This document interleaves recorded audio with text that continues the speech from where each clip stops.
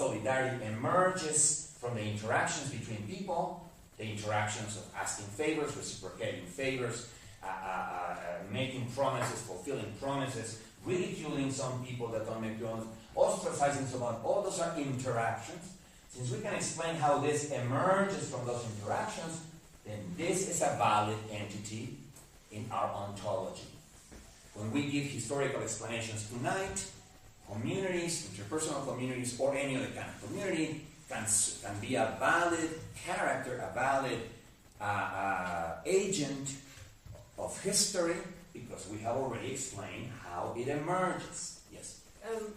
Can we make a generality about why people do it in a way that you would like evolve, a species would evolve? I mean, is there something that people get in general from having solidarity in their community so their community survives?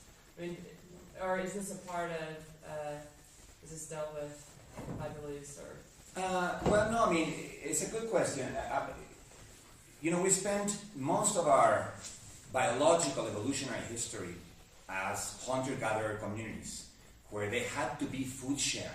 The moment you divide things into hunters and gatherers, there's got to be meetings at which the meat is divided in a kind of fair way. At least when we study contemporary hunter-gatherer communities in the Amazons or in certain parts of Africa, they are very egalitarian, all of them, and they seem to share food almost as part of what the community is, to keep the community together. So it may, I'm not sure if that's your question, but it may be that certain tendencies to form communities, certain tendencies to reciprocate, certain tendencies to not to, cheat on your fellow community members are almost now inborn, in the sense that we spent hundreds of thousands of years as very small communities of hunter-gatherers before the first cities emerged and before any other kind of division of labor emerged that would have made us more individualistic. So we probably spent most of our evolutionary history in communities, which means that whatever genes, and again, I'm not sure if that's what you're asking me, whatever genes there could have been for altruistic behavior were selected in those hundreds of thousands of years. So, which is probably why, for most people, form communities. Right? Was that your question? Yeah, I'm just trying to figure out why we form communities in the first place, but it's so we can continue our species. Yeah, well, but also remember that we are not the only animals that have a social life. Yeah. Chimpanzees, gorillas, baboons, even monkeys, which are not even apes, like vervet monkeys and so on, have community life. And they even have not language, of course, but like vervet monkeys have like different cries for the different predators that they can have. They can be attacked by eagles, they can be attacked by snakes, and they can be attacked by jaguars. And they have a specific cry for like an eagle and another one for a snake. And everybody in the community of monkeys knows the cries, because when the cry for a snake is given, everybody goes up a tree, because they know that snakes are on the ground. But when the cry for an eagle is given, everybody comes down from the trees and hides in the bushes. So that's already a community life, and it's just monkeys. So it is not as if communities have been, and sociality and social life in general have been born with humans. And questions of reciprocation also appear in chimpanzees, for instance, when grooming one another. Right? There are certain parts of your body you cannot reach, and so you need another chimpanzee to groom you. And when they groom you, you eventually have the duty to reciprocate the grooming. If that other monkey that groomed you before comes back, you need to groom him. If you don't groom him, then he won't groom you back. So even very primitive forms of social coordination via cries and of reciprocation are already in monkeys and apes, but of course in humans, with a division of labor between hunters and gatherers, and a very precarious existence where the subsistence of the whole community depended on sharing, it elevates sociality to an even higher level. Yes? I'm having a bit of a problem with this diagram that you have drawn. Well, maybe because we haven't got to the other parts. Are you already going into the other parts? Yes and no. So don't go to the other parts. No, my problem is with the vector. Let's stay right now here. Do you have a problem with this? No. My problem is with the direction the arrows are. I don't know. I'm going to ask you if it's sets or if it's some form of causal, interaction between these groups. Because if that is the case, then persons perhaps should be in the receiving end of everything. Well, no, really. Okay. Let me answer your question. Generated by class. Let me answer your question. Networks, well, because that's what I'm saying. Now you're going over here. But it's a good question. And personal communities. We just talked about. Right, let me answer it. The arrows going upwards. I just put it here. The arrow with that has a solid arrow means direction of emergence.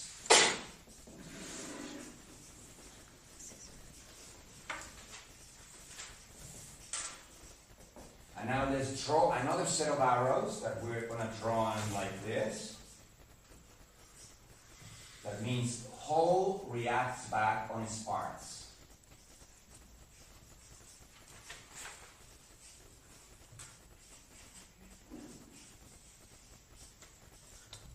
So let me then begin to add those arrows. Precisely because a whole has emergent properties, it can then begin affecting its parts. As I just said, because this whole has reputation storage properties, and it has collective enforcement properties, that means that it constrains its parts, right? Because the whole can ridicule you, and the whole can ostracize you, you behave yourself. It creates you in a sense. It's not... It was a bit one way, one dimension. It was a bit one way. Well, it's just that it's easier to, because I'm explaining things and then I come back and put the other arrows. But I'm glad that you got ahead of ourselves, because now we have both arrows. And so let's put all the double arrows. The way that that's designed right now would imply that it's only able to react back on parts that are already existent, whereas federal governments can create institutional organizations, and social classes do have an effect on what interpersonal communities are. That is correct. So let's include that also into this arrow. No, absolutely. But couldn't it just be like a double-sided arrow with the solid thing, Well, not really, because I want to keep them the two separate for reasons that I'm going to give you right now. Because what we do need to make sure, if we're going to be talking about emergence, as I defined it, is a property of a whole that emerges from the interactions between the parts. Right?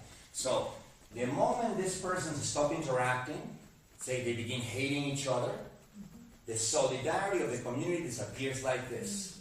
It doesn't matter what. You need day-to-day interactions between these people for solidarity to exist, for it not to be a mere,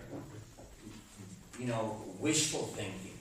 The moment this person stops interacting on a day-to-day basis, stop doing favors to one another on a day-to-day basis, stop reciprocating on a day-to-day basis, the solidarity of the community disappears.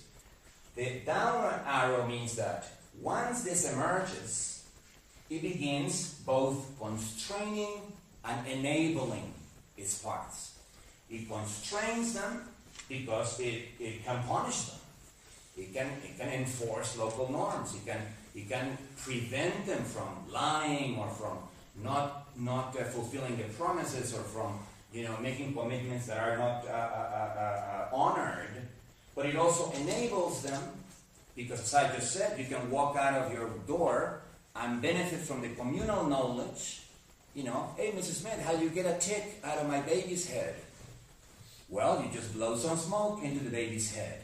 That knowledge about domestic day-to-day things that is in the community is also a resource.